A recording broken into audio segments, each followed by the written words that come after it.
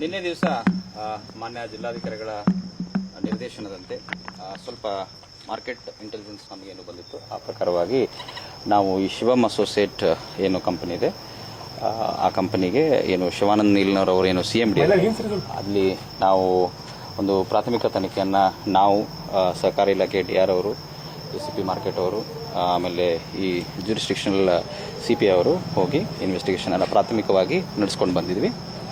ಆ ಪ್ರಕಾರವಾಗಿ ಒಂದು ವರದಿಯನ್ನು ನಾವು ಈಗಾಗಲೇ ಮಾನ್ಯ ಜಿಲ್ಲಾಧಿಕಾರಿಗಳ ಮುಖಾಂತರ ಸರ್ಕಾರಕ್ಕೂ ಸಹಿತ ನೀಡಿದ್ದೇವೆ.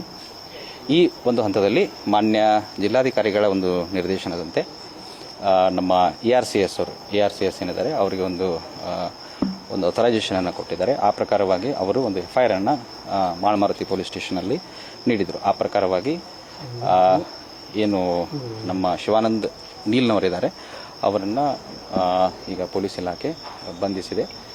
ಸೊ ಇದು ಒಂದು ಅನ್ರೆಗ್ಯುಲೇಟೆಡ್ ಫಂಡ್ ಟ್ರಾನ್ಸಾಕ್ಷನ್ ಒಂದು ಕ್ಲಿಯರ್ ಕೇಸ್ ಇರೋದ್ರಿಂದ ಸಾಕಷ್ಟು RBI ಮತ್ತು SEBI ಗೈಡ್ಲೈನ್ಸಿನ ವೈಲೇಷನ್ಗಳು ಆಗಿದ್ದಾವೆ.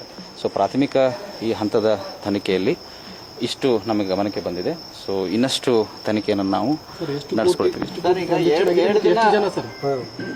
ಕೇಳಿ ಎಷ್ಟು ಕೋಟಿ ಟ್ರಾನ್ಸಾಕ್ಷನ್ ಆಗಿದೆ? ಅದು ಈಗ ನಿಖರವಾಗಿ ಅದನ್ನು ಯಾವುದು ಹೇಳಕ್ಕೆ ಆಗೋದಿಲ್ಲ. ಸದ್ಯಕ್ಕೆ ಪ್ರಾಥಮಿಕವಾಗಿ ನಮಗೆ ತನಿಖೆಗೆ ತಗೊಂಡು ಬಂದಿದ್ದೀವಿ. ಎಷ್ಟು ಠೇವಣಿದಾರರಿದ್ದಾರೆ ಅದರದ್ದು ಮಾಹಿತಿಗಳನ್ನು ಸ್ವಲ್ಪ ತಗೊಂಡು ಬಂದಿದ್ದೀವಿ.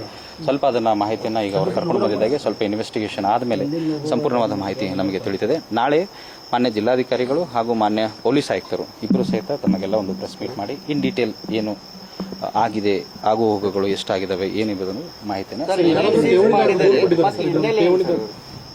ಠೇವಣಿದಾರರು ಯಾರಾದರೂ ದೂರು ಕೊಟ್ಟಿದ್ದಾರೆ ಸರ್? ಸದ್ಯಕ್ಕೆ ಠೇವಣಿದಾರರು ಕೇಳಿದ್ದಾರೆ, ಬಟ್ ಅದು ಆ ರೀತಿ ಯಾವುದು ಮೌಖಿಕವಾಗಿ ಅಥವಾ ಇದರಲ್ಲಿ ದೂರುಗಳು ಬಂದಿಲ್ಲ ನಮ್ಗೆ ಯಾವುದು. ಸರ್, ಈಗ ಸಾವಿರಾರು ಕೋಟಿ ರೂಪಾಯಿ ಠೇವಣಿ ಸಂಗ್ರಹಿಸಿದ್ದು ಆ ಹಣ ಎಲ್ಲಿ ಬಳಕೆಯಾಗಿದೆ ಮತ್ತು ಅದು ಹಣ ಅದನ್ನೇ ಅದು ಟ್ರಾನ್ಸಾಕ್ಷನ್ ಆಗಿದೆ, ಎಲ್ಲಿ ಆಗಿದೆ ಏನಾಗಿದೆ ಅದನ್ನ ತನಿಖೆ ಮಾಡಿದ್ಮೇಲೆ ತಾನೇ ಗೊತ್ತಾಗುತ್ತೆ. ಸೊ ಅದಕ್ಕೆ ಸ್ವಲ್ಪ ಕಾಲಾವಕಾಶ ಬೇಕಾಗ್ತದೆ.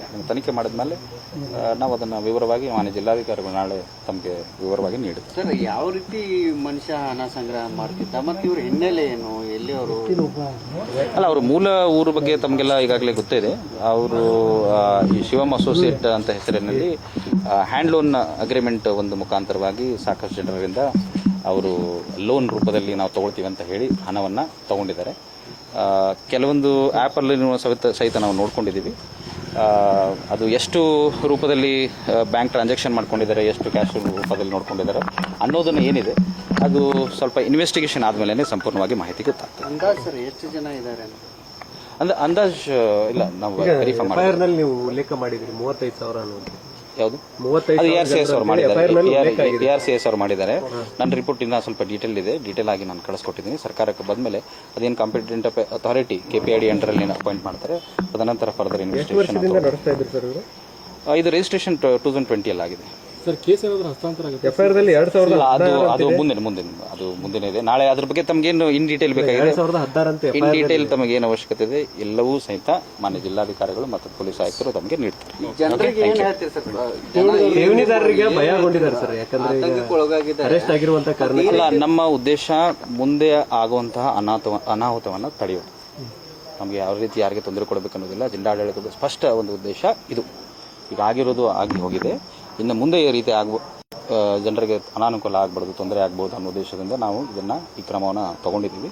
ಅದ್ರ ಬಗ್ಗೆ ಏನಿದೆ KPID ಆಕ್ಟ್ ಇದೆ, ಆ ಅಂಡರಲ್ಲಿ ಯಾವ ಗೈಡ್ಲೈನ್ಸ್ಗಳಲ್ಲಿ ಏನಾಗಬೇಕು ಅದನ್ನು ಮುಂದಿನ ಕ್ರಮವನ್ನು ಮಾನ್ಯ ಸರ್ಕಾರದ ನಿರ್ದೇಶನದಂತೆ ನಾವು ತಗೊಳ್ತೇವೆ. ಸರ್ಕಾರದ ಗಮನಕ್ಕೆ ಕಳಿಸ್ಕೊಟ್ಟಿದ್ದೀವಿ.